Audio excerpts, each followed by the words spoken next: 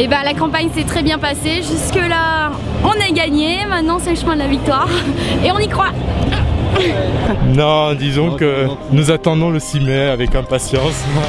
Il faut que, si c'est pour un ségosphère, il faut que ce soit bien. Que ce soit bien. Faire de la politique définitivement autrement. Faut le mettre, hein? Tu le mets maintenant pour moi? Maman. Venez. Il y a un danger pour la liberté, y compris pour la liberté de la presse, la liberté d'expression. Si Nicolas Sarkozy est président, j'ai le sentiment qu'il va verrouiller la vie politique et la vie médiatique.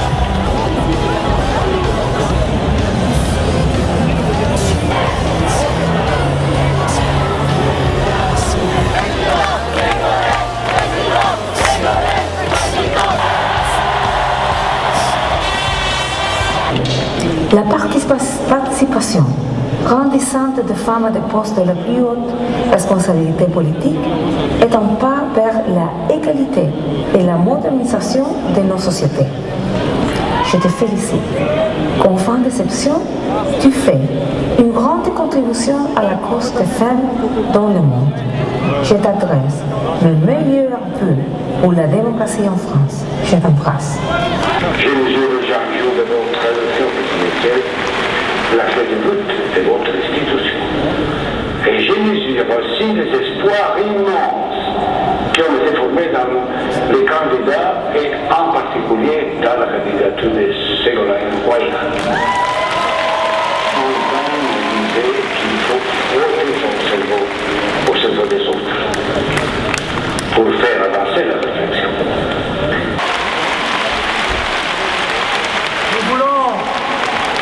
Nous voulons de la volonté politique, pas du renoncement, comme Nicolas Sarkozy face aux banlieues par exemple.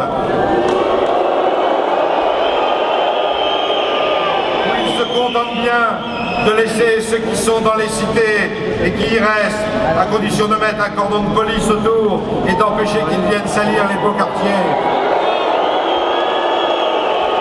Oui, pour ceux qui sont dans les cités, nous devons gagner.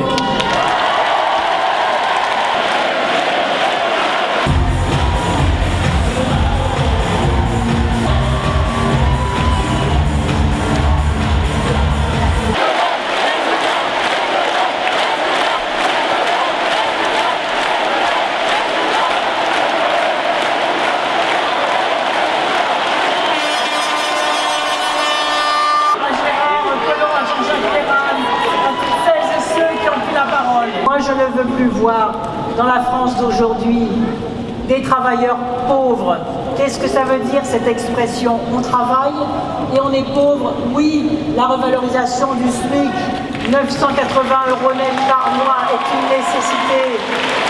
Oui, la revalorisation du bas salaire est une nécessité. Et ceux qui critiquent ces intentions, ces propositions et demain ces réalités, tout cela, seraient-ils capables, eux, de vivre avec 980 €? Je crois pouvoir rassembler.